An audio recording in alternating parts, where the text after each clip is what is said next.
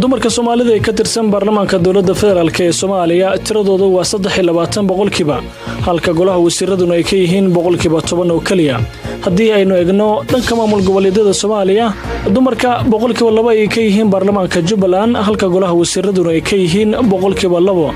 waana halka ugu liidata markay timaado matalaada dumarka ee dhanka arrimaha siyaasadda.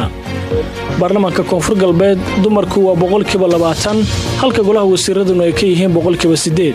dhanka baarlamaanka dawlad goboleedka Puntland dumarka 3% waxaana golaha wasiiradu ka yihiin 5%. sidoo kale baarlamaanka Hirshabeelle ay dumarku ka yihiin 4% waxaana golaha wasiiradu ka yihiin 5%.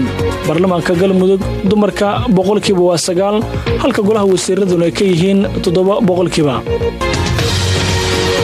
dhanka jamhuuriyadda iska ugu dhawaaqday madaxbannaanida ee Soomaaliland 164 xildhibaan ay waxa dumarka ah hal oo kaliya taasi oo ka yar 1%.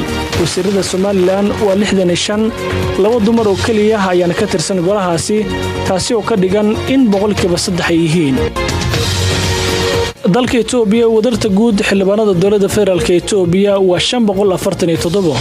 dawladda deegaanka Soomaalida Itoobiya 24 ay ku leeyihiin xildhibaanadaasi oo 14 kamid ah ayaa haween.